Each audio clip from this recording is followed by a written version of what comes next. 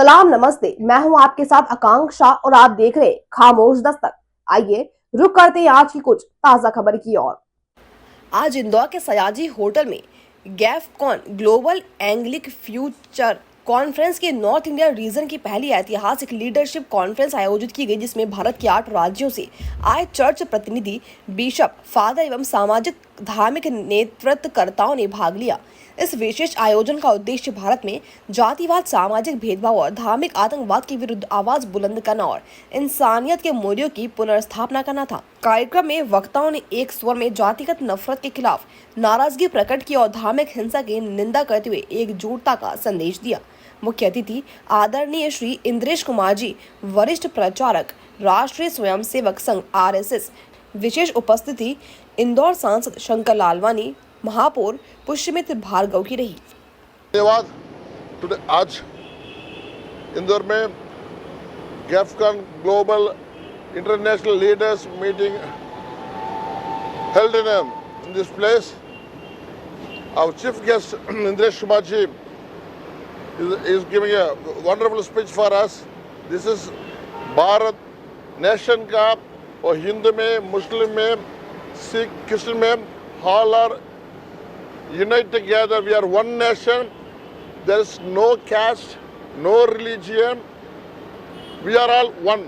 We stand as we are a Hindustan. We are a Indians. So it's very happy to mingle with RSS leaders and the Muslim leaders and Christian leaders unite together, and we are standing in one line. We are all are Indians. There is no caste, there is no religion. So according to their commitment, whether they are Hindus, Buddha, Sikh, Christian or Muslim, they are going to worship their God. So we have to honor, respect each religion. We have to mingle with all the peoples. So देश में, भारत देश को शांति तो प्रजలు peacefully they have to live. This is our blessing. May God bless you. This is unite together all the leaders, not only for Christian, Muslims, Hindu, Buddha, Sikh, all together leaders for our nation peace purpose. We are conducting the conference. God bless you. What is your name? My name is Archbishop Eswed. Bharat की सेना ने operation करके एक बात का message पूरे भारत के लोगों, 142 करोड़ लोगों को, दुनिया के 800 करोड़ लोगों को दिया है कि भारत पाकिस्तान और आतंकवाद के शैतान को पहले से समझता था, और इसलिए भारत ने पहले से ही इतनी गहरी रेकी पाकिस्तान की हुई थी, जिसके कारण वह सफलता के साथ और आतंक मुक्त भारत बनाने के लिए और विश्व बनाने के लिए उसने स्ट्राइक करने में सफलता प्राप्त की।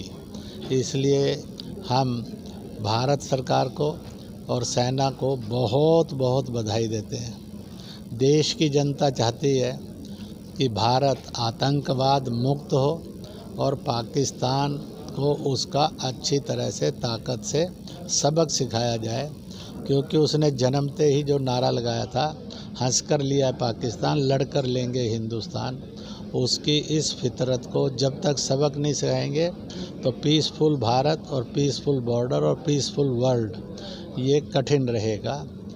लोगों का ये कहना है, इसलिए मैं कवि सम्मेलन में था तो कवि ने कविता पढ़ी, जो गलती करके पछताए उसे इंसान कहते हैं, जो गलती करके ना पछताए उसे शैतान कहते हैं, पर जो गलतियों पर गलतियां करे उसे पाकिस्तान कहते हैं। यह एनालिसिस हिंदुस्तान के लोगों का है।